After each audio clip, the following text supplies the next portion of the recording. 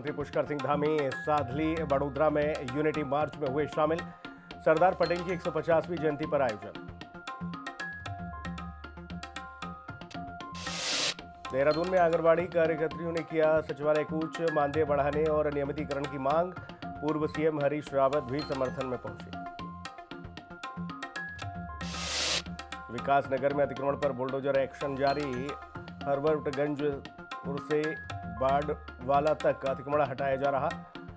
बाड़वाला यमुना पुल पर अतिक्रमण हटाया गया। कालाडूंगी में दिन दहाड़े घायल तेंदुआ घुसा। गांव में लोगों में दहशत।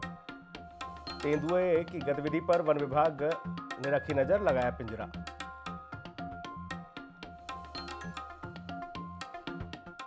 बहुत स्वागत आपका हिंदी खबर में। मैं हूं आपके साथ सुनील सिंह पौरुष। बुलेटिन की शुरुआत बड़ी खबर के साथ। मुख्यमंत्री पुष्कर सिंह धामी गुजरात के साधली बड़ोदरा में लौह पुरुष सरदार वल्लभ भाई पटेल की 150वीं जयंती पर आयोजित यूनिटी मार्च में शामिल हुए।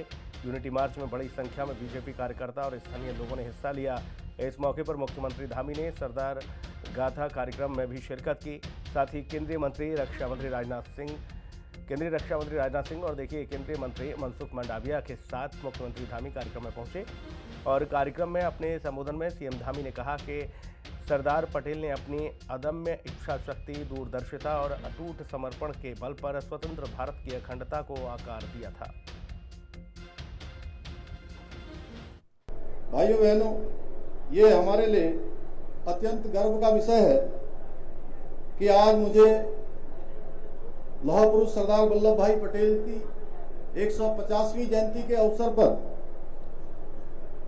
उनकी जन्मस्थली से स्टैच्यू ऑफ यूनिटी तक 190 किलोमीटर लंबी इस राष्ट्रीय एकता पदयात्रा में प्रतिभाग करने का शुभ अवसर प्राप्त हुआ है।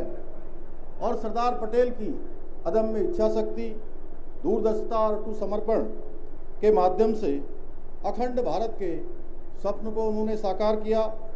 वो सच्चे अर्थों में आधुनिक भारत के निर्माता थे। स्वतंत्रता प्राप्ति से पूर्व खेड़ा और बारदोली के किसानों के आंदोलन में अन्याय के विरुद्ध उनके द्वारा किए गए संघर्ष ने उन्हें भारत में लोकप्रिय बना दिया था। बारदोली सत्याग्रह की सफलता के बाद ही देश ने उन्हें आदरपूर्वक सरदार की उपाधि से सम्मानित किया। मुख्यमंत्री पुष्कर सिंह धामी ने गन्ना किसानों के लिए बड़ी राहत दी है। उन्होंने गन्ने के दाम में 30 रुपये प्रति क्विंटल की बढ़ोतरी की है। अब अगेती गन्ने का दाम 405 रुपये, सामान्य गन्ने का दाम 395 रुपये प्रति क्विंटल होगा। हालांकि पूर्व मुख्यमंत्री हरीश रावत इससे पूरी तरह खुश नहीं है। उनका कहना है कि किसान और बाजार को देखते हुए दाम कम से कम 450 रुपये प्रति क्विंटल होना चाहिए था। उन्होंने यह भी कहा कि खाद के बढ़ते दाम और सब्सिडी खत्म होने की वजह से अगर किसानों को सही दाम नहीं मिलेगा तो वह हतोत्साहित होंगे।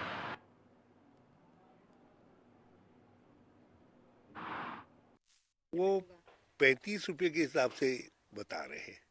यदि उसको आप किसानों की अपेक्षा के आलोक में देखिए और दुनिया में जो चीनी के मूल्य हैं, जो चीनी में कि दुनिया के मार्केट में जो चीनी के भाव हैं उनको देखिए तो उस हिसाब से ये 450 रुपया प्रति क्विंटल होना चाहिए था। उत्तरकाशी में धराली में हुए हादसे के बाद मुख्यमंत्री धामी ने कर्नल अजय कोठियाल को राहत और पुनर्स्थापना का काम दिया। लेकिन कोठियाल ने कहा कि 147 लोग मलबे में दबे थे, लेकिन एक को भी हम बचा नहीं सके। उन्होंने कहा कि राहत और बचाव का काम ठीक से नहीं हुआ है।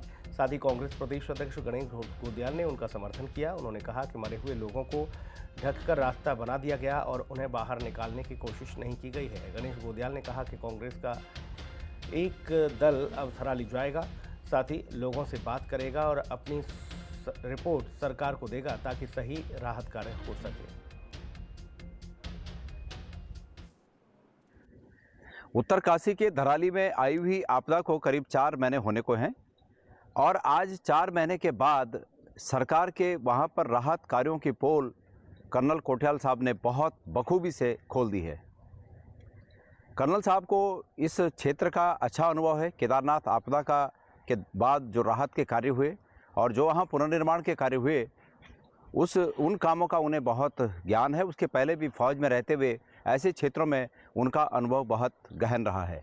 उनका ये बात कहना कि वहाँ पर अभी भी संख्या उन्होंने बताई करीब 150 के करीब लाशें दफन है और लाशों के ऊपर ही मलबा डालकर रोड को खोल दिया गया, उनको निकालने की कोशिश नहीं हुई। ये जो आरोप है ये बिल्कुल अपराध ही नहीं, अमानवीय है और अपराध भी है।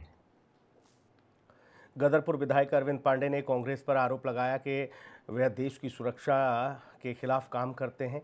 उन्होंने कहा कि कांग्रेस ने कश्मीर में धारा 370 हटाने का विरोध किया। विधायक ने कहा पश्चिम बंगाल, बिहार, उत्तराखंड में बांग्लादेश से आए अवैध मुसलमान घुसपैठियों की वजह से स्थानीय लोगों के अधिकार प्रभावित हो रहे हैं। साथ ही केंद्र सरकार की NRC जैसी पहचान प्रक्रिया का समर्थन किया और कहा कि अवैध घुसपैठियों को वोटर लिस्ट से हटाया जाए और उन्हें उनके देश भेजा जाए।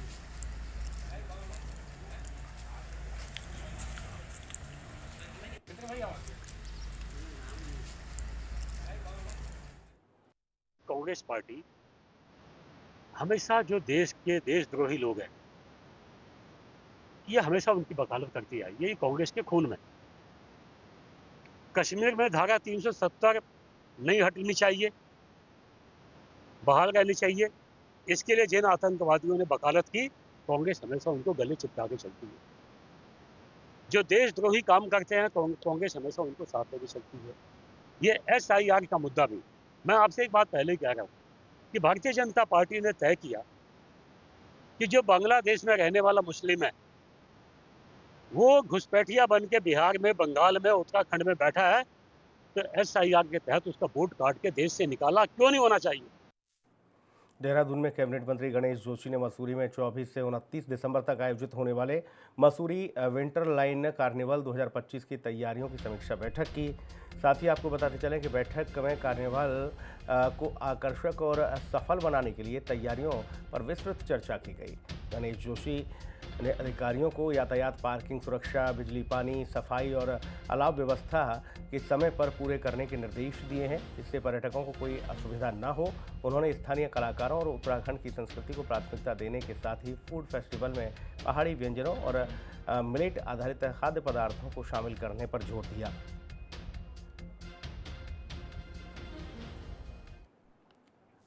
ऋषिकेश में 22 से 25 जनवरी तक वसंतोत्सव मनाया जाएगा और इसकी तैयारियों के लिए देखिए श्री भरत मंदिर में एक बैठक हुई जिसमें शहर के कई लोग शामिल हुए।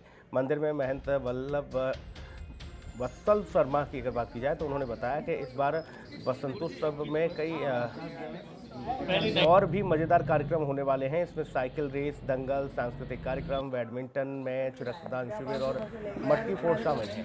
इसके अलावा कवि सम्मेलन और बेबी शो के साथ ही कला प्रतियोगिता और रस्साकसी की भी प्रतियोगिताएं आयोजित होंगी। समिति की पहली मीटिंग है और आज लगभग हमारा जो बसंतोत्सव इस बार होगा उसका आउटलाइंस तय हो गया कि 5 दिन का हमारा बसंतोत्सव कार्यक्रम होगा। 21 जनवरी से शुरू होगा, 23 जनवरी की बसंत पंचमी है और 25 तारीख तक ये चलेगा। इसमें जो है अभी कवि सम्मेलन है, जो सुझाव आए हैं, भजन संध्या है और इस बार ये भी है कि जो स्टैंड अप कमेटी है उनसे भी ट्राई की जाए, उनको भी कोशिश की जाए। एक पंचतत्व बैंड है उत्तरकाशी का, वो पांडवास के लगभग इक्वली है, वो उसको भी कोशिश कर रहे हैं कि वो बैंड भी यहाँ पर आए, यहाँ पर कोशिश करें। और इसके अलावा हमारे यहाँ मटकी फोड़ प्रतियोगिता है और एक साइकिल प्रतियोगिता जो हर बार होती है वो तो है ही।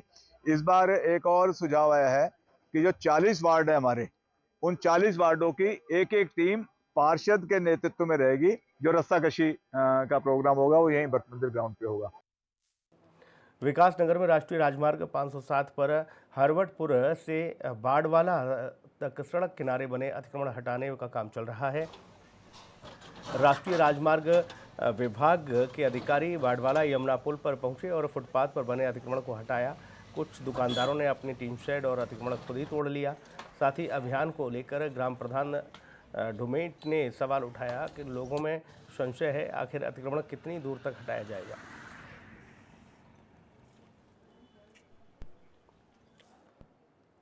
मेरी पंचायत ग्राम डुमेत में है।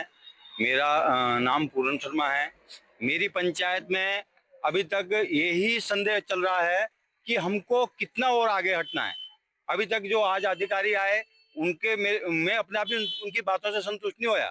इसीलिए संतुष्ट नहीं होया कि जो यहाँ जितनी शांतिपूर्वक के हिसाब से उन्होंने कहा। किसी ने अपनी टीन उतार दी, हो सकता है उनका ना जाए, किसी ने अपना मकान के आगे की बाउंड्री तोड़ रहे हैं। इसमें हमारा यह है कि जितना सरकार का अब नियम कायदा है, उस नियम कायदे के अनुसार अपना वो आए और नपवाएं। बाकायदा सारे लोग यहाँ मौजूद रहे, बेचारे कोई भी पंचायत के लोग मेरे समर्थन में रहे कि बताओ हमको कितना तोड़ना है। हाँ, ये अतिक्रमण हमारा बाड़वाला से लेकर के ये यमुना ब्रिज जो है किलोमीटर 13 में वहाँ तक का हटाया जा रहा है। और हम फुटपाथ और जो पटरी में जितना भी अतिक्रमण है उसे सारा का सारा साफ करवा रहे हैं। और ये लगातार तब तक चलता रहेगा जब तक कि हमारा सारा का सारा अतिक्रमण नहीं हटा लिया जाता। कुछ लोगों में संशय है कि कितने तक हटना है, कितने तक नहीं। इस बात का हमारा हमने जो नोटिस दिए हैं पहले, उनमें स्पष्ट लिखा हुआ है कि फुटपाथ तक हमारा साफ होना चाहिए, वहाँ तक कोई अतिक्रमण नहीं होगा। नोटिसों में स्पष्ट लिखा हुआ है, तो हम फुटपाथ तक सारा अतिक्रमण अभी हटा रहे हैं जो नोटिस हमने पहले के दिया। उधर मसूरी में बढ़ती गड़बड़ियों को रोकने के लिए एसडीएम राहुल आनंद ने सोमवार को सख्त कार्रवाई की और उनकी टीम ने गाड़ी खाना क्षेत्र में बने अवैध पार्किंग को सील कर दिया और कई स्कूटियों को जब्त कर चालान किए। जांच में पता चला कि कई टैक्सी और स्कूटी बिना रजिस्ट्रेशन, बीमा और परमिट के ही चल रही थीं। कुछ लोग जितनी स्कूटी चलाते हैं उनकी अनुमति जिन्हें है उससे कहीं ज़्यादा स्कूटी चला रहे हैं और एसडीएम ने चेतावनी दी कि नियम तोड़ने वालों को बख्शा नहीं जाएगा। ज़रूरत पड़ी तो उनकी अनुमति रद्द की जाएगी और एफआईआर भी दर्ज हो सकती है। ये जो रेंट ए कैब के तहत रेंट टू व्हीलर्स जो होते हैं, यहाँ पे बहुतायत संख्या में धीरे धीरे होते जा रहे हैं। इनको हमारे एसटीए द्वारा परमिट दिया जाता है कि ये एक नियत संख्या में जो भी इनके चिन्हित स्थल हैं उससे इसका संचालन करेंगे ताकि यात्रियों को, टूरिस्टों को इससे मदद मिल सके और उत्तराखंड में पर्यटन है उसका विकास हो सके। अक्सर देखने में ये आया है कि जितनी उनको परमिट दी जाती है, सपोज़ 5 गाड़ियों का परमिशन दिया गया, उससे अधिक संख्या में वो या तो हायर कर लेते हैं या अपनी संख्या बढ़ा देते हैं, जिससे एक सामान्य शिकायत भी होती है और सड़कों पे जाम की स्थिति भी और स्वतंत्र यातायात जो बाधित हो जाता है। इस संबंध में हमारी आरटीओ महोदया ने भी हमें आदेशित किया था और साथ ही जॉइंट मजिस्ट्रेट सर ने भी आज इनके साथ जॉइंट मजिस्ट्रेट के साथ हम लोग मिलके आज एक अभियान चलाया है। बिल्कुल, ये आज एक संयुक्त अभियान चलाया जा रहा है जिसमें आरटीओ, पुलिस, प्रशासन, पालिका और जो हम लोग सब लोग मिलकर चला रहे हैं। कई समय से, विगत समय से देखा जा रहा है कि रेंटल स्कूटियाज़ जो हैं यहाँ पे बहुत अनियमितताएं हैं। लोगों ने पार्किंग्स अपनी कहीं और दिखा रखी है और वो जो सार्वजनिक एरियाज़ में जैसे 0 पॉइंट हो गया, हमारा पिक्चर पैलेस हो गया, मॉल रोड के निकट जो है वो पार्किंग्स करते हैं। इसके कारण जाम की समस्या भी बनी रहती है और भी कई तरह की जो है वो समस्याएं होती है। इसी कारण जो इस क्रम में आज कार्रवाई की गई और सबसे पहले जो हमने देखा कि पशु चिकित्सालय के निकट एक सार्वजनिक स्थल पे एक रेंटल स्कूटी का संचालन किया जा रहा था कुछ ऑपरेटर्स द्वारा। तो उनकी सारी स्कूटियों को सीज़ किया गया है। सभी स्कूटीज़ को ब्लैक लिस्ट करके उनके लाइसेंस को निरस्तीकरण की कार्रवाई की जाएगी। और इसी प्रकार मैं सभी रेंटल स्कूटी ऑपरेटर्स जो हमारे मसूरी के, उनको स्पष्ट बता देना चाहता हूं कि अगर आपके द्वारा अनियमितताएं की जा रही है, अगर हमें आपकी स्कूटी मॉल रोड के अंदर जो कि प्रतिबंधित एरिया है या कहीं ऐसी रात को जो एरिया आपकी नहीं है पार्किंग में, वहाँ खड़ी मिली। मानदेय बढ़ाने और नियमितीकरण सहित तमाम मांगों को लेकर देहरादून में आंगनबाड़ी कार्यकर्त्रियों ने सचिवालय कूच किया। सचिवालय से पहले ही बैरिकेडिंग लगाकर उन्हें रोक दिया गया था, जिसके बाद उन्होंने सड़क पर बैठकर जमकर नारेबाजी की। इस दौरान उत्तराखंड के पूर्व मुख्यमंत्री हरीश रावत भी आंगनबाड़ी कार्यकर्त्रियों के समर्थन में पहुंचे और इस दौरान उन्होंने सरकार से आंगनबाड़ी कार्यकर्त्रियों की मांगों को मानने का आग्रह किया। हमारी जो मुख्य मांग है वो मानदेय वृद्धि की मांग है हमारी, और हम लोग 14 नवंबर से कर्मिक अनशन पे और यहाँ पे धरना प्रदर्शन कर रहे हैं। हर जिले में हमारा जो है आंदोलन चल रहा है आंगनबाड़ी कार्यकर्त्रियों का, क्योंकि इस सरकार के 4 साल पूरे हो चुके हैं और हमारी मंत्री जी ने ये कहा था कि जब हमारी अगली सरकार आएगी तो हम लोग आपका जो मानदेय 18,000 रुपये कर देंगे, लेकिन 4 साल पूरे हो गए, अभी तक मंत्री जी ने हमारी कोई सुध नहीं ली है। हम ये चाहते हैं सरकार हमसे वार्ता करे और कोई हमसे कोई सकारात्मक निर्णय ले हमारे पक्ष में। ये 4 मांगे रख रहे हैं। एक तो ये कह रहे हैं कि जो आंगनबाड़ी के और सुपरवाइजर के रिक्त पद है उनको भरने तुमको है, क्यों विलम्ब कर रहे हो भैया भरने में। दूसरी मांग ये कर रहे हैं कि हमारा मानदेय आप उस लेवल तक लेकर के जाइए जिस लेवल तक आप हमसे काम ले रहे हो, जिस लेवल तक महंगाई बढ़ गई है, ताकि हम अपने घर परिवार का वो तो काम तो चला सके, और रिटायरमेंट के बाद वो खाली न जाए, कुछ पैसा लेकर के जाए, जिस पूंजी से जो है वो अपने बच्चे का या किसी का, उनसे कहे भाई तुम ये काम धंधा स्टार्ट करो, या उनकी शिक्षा इत्यादि जो अधूरी है उस शिक्षा को आगे बढ़ाने का काम कर सके।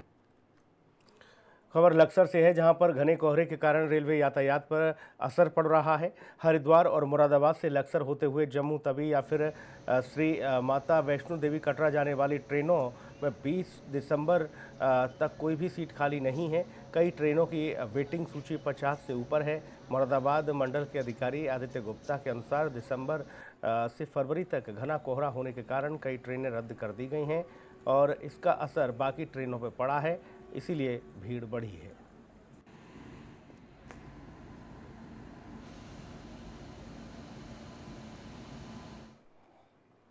खबर मसूरी से है, जहां पर एसडीएम राहुल आनंद की अध्यक्षता में टाउन वेंडिंग कमेटी का देखिए यहां पर बैठक की गई और बैठक में शहर को व्यवस्थित बनाए जाने के साथ ही माल रोड पर कोई भी पटरी नहीं लगाने पर फैसला लिया गया। अब तक 103 यहां योग्य पटरी व्यापारी चिन्हित किए जा चुके हैं। सर्वे में माल रोड पर 227 वेंडर पाए गए, जिनमें 91 लोग पूरी तरह से पटरी व्यापार पर निर्भर हैं। 35 परिवारों में एक से अधिक सदस्य वेंडिंग कर रहे हैं। साथ ही आपको बता दें कि बैठक में 5 नए वेंडिंग जोन तय किए गए। ये जगहें पर्यटकों के आने जाने, ट्रैफिक सुरक्षा के हिसाब से चुनी गई हैं।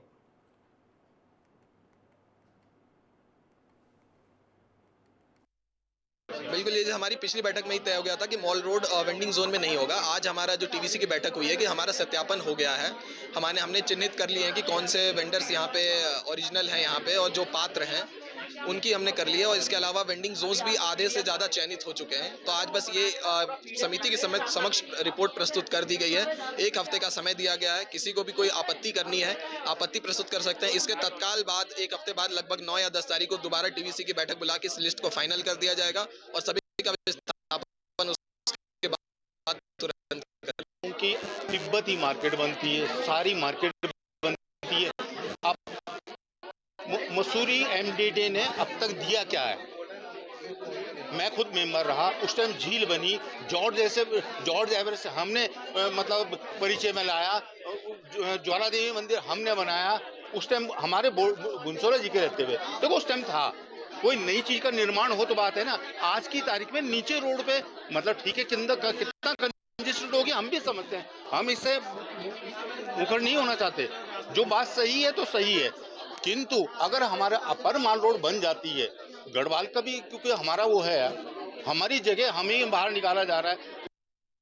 इसमें हमें कहा गया है कि हमने कार्निवल वेंडर छांट लिए हैं या किस वजह से कैसे छांटे हैं, वो तो अभी हमारे वाली भी लिस्ट नहीं आई। जब लिस्ट आएगी तो तभी हम कंफर्म कर पाएंगे और सभी लोग आपस में बैठेंगे कि कहाँ बैठाया जा रहा, कैसे बैठाया जा रहा। कहीं ऐसा तो नहीं हमें भगाया तो नहीं जा रहा है, या हमारा कोई और तो नहीं हो रहा है, या हमें सिर्फ भगाने के लिए ये साजिश है और कुछ नहीं है। हमें कुछ ऐसी भी शंका लगती है, क्योंकि आप बताइए, ये जो दुकानें लग रही हैं, जो बड़े दुकानदार हैं जो दुकानें लगा रहे हैं, ऐसा आप बताइए, आप पत्रकार महोदय आपको भी पता है कि ये सारे के सारे दुकानें जो है किराए में जा चुकी, रेंट पे जा चुकी हैं, और रेंट इनके 3-4 साल के इनका पहले एडवांस मिल चुका। यहाँ आपदा है चाहे कुछ भी आए, वो कौन बनेगा? जो रेंट में दे रहा वो भर रहा है।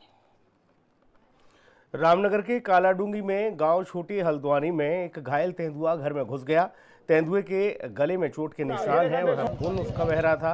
वहीं वन विभाग की टीम मौके पर पहुंची और तेंदुए पर नजर बनाए हुए है। उसे पकड़ने के लिए पिंजरा और यहां ट्रैप कैमरे लगाए गए हैं। एसडीओ ने ग्रामीणों से सुरक्षित रहने और जंगल में न जाने की सलाह दी है।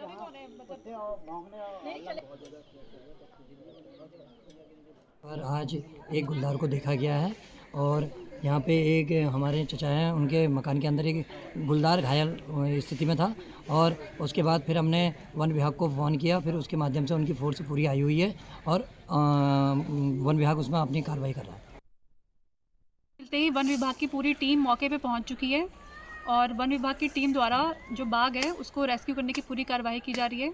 वन विभाग की पूरी कोशिश रहेगी कि कोई भी यहाँ पे मानव जीव संघर्ष ना हो और हम सिचुएशन को अच्छी तरह से टैकल कर रहे हैं। हल्द्वानी में बीजेपी किसान मोर्चा के प्रदेश अध्यक्ष महेंद्र सिंह नेगी ने कहा कि गन्ना किसानों के लिए समर्थन मूल्य बढ़ाने पर मुख्यमंत्री पुष्कर सिंह धामी का धन्यवाद। उन्होंने बताया कि किसान मोर्चा ने किसानों की समस्याएं सीधे मुख्यमंत्री तक पहुंचाई हैं। जल्दी ही जिले और मंडल स्तर पर किसान मोर्चा का गठन किया जाएगा, जिसमें खेती से जुड़े लोग शामिल होंगे। मैं गन्ना किसानों के साथ खेत पे और वहाँ जहाँ गन्ना पिराई हो रही है, जहाँ गन्ना तुलाई हो रही है मिलों पर, वहाँ पे भी गया तो सारे गन्ना किसानों में बहुत ही उत्साह है। और जो ये 30 रुपये की बम्पर बढ़ोतरी हमारे माननीय मुख्यमंत्री जी ने की है, इससे किसान बहुत ही उत्साहित है और किसान उम्मीद कर रहे हैं कि अगली बार हमारे गन्ने का जो रकबा है वो भी बढ़ेगा और हमको इससे और ज़्यादा जो है अपने काम करने में सुविधा होगी। टिहरी जिलाधिकारी नितिका खंडेलवाल ने गजा तहसील में तहसील दिवस आयोजित किया और इस दौरान जल निगम, वन विभाग, सड़क के साथ ही लघु सिंचाई, पशुपालन जैसे विभागों से जुड़ी 90 से ज़्यादा शिकायतें मिलीं। अधिकतर शिकायतें पेयजल से संबंधित थीं। कई शिकायतों का अधिकारी ने मौके पर ही निस्तारण कर लोगों की समस्याओं को दूर किया।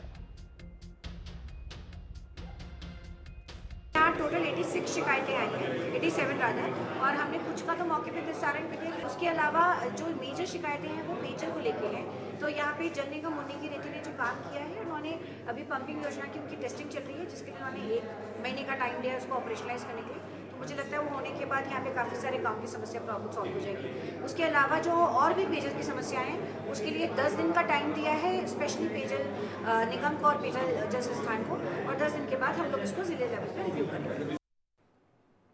उत्तरकाशी में रवाई शरदोत्सव संस्कृति और पर्यटन मेला अपनी 5वीं संध्या पर दर्शकों को खूब आनंदित और उत्साह देने में सफल रहा।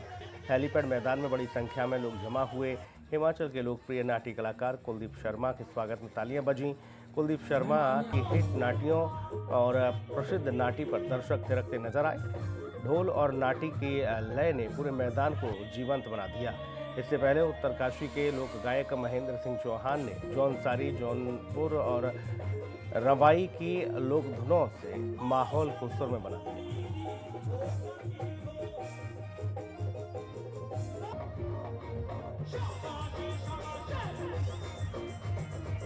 रवाई शरदोत्सव का बहुत बहुत आभार प्रकट करेंगे, क्योंकि ये गत वर्षों की बात जो चल रहा है बहुत इस बार बहुत बेहतरीन है।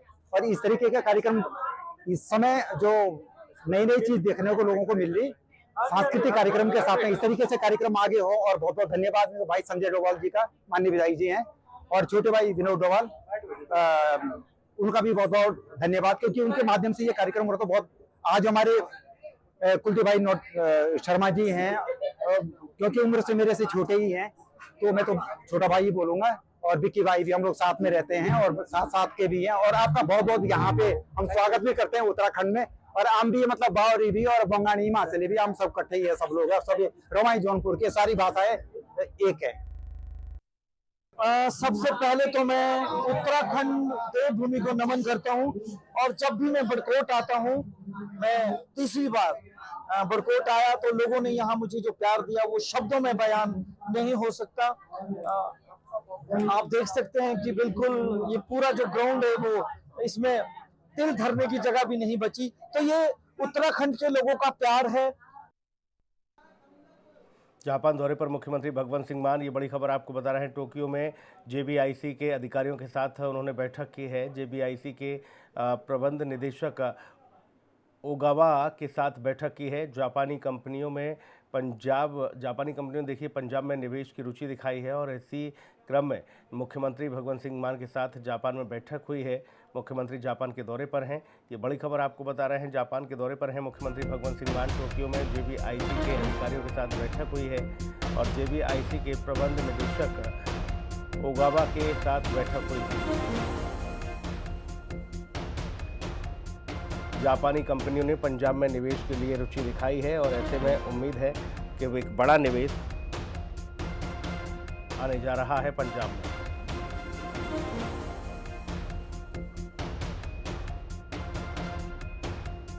पंजाब के दौरे पर मुख्यमंत्री देखिए पंजाब के मुख्यमंत्री भगवंत सिंह मान जापान के दौरे पर हैं, जहां पर जेबीआईसी के प्रबंध निदेशक ओगावा के साथ उन्होंने बैठक की है। उधर हरियाणा के मुख्यमंत्री नायब सिंह सैनी ने सदन संदेश पत्रिका का विमोचन किया है। साथ ही लोगों को मिलेगी विधानसभा की गतिविधियों की जानकारी, ये बड़ी बात उन्होंने कही। साथ ही प्रदेश में नई सोच और नई दिशा की शुरुआत हुई है। विधानसभा स्पीकर हरविंदर कल्याण भी इस दरमियान मौजूद रहे।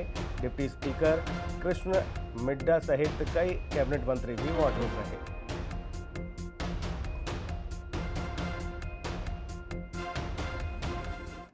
और इस बुलेटिन में इतना ही। नमस्कार।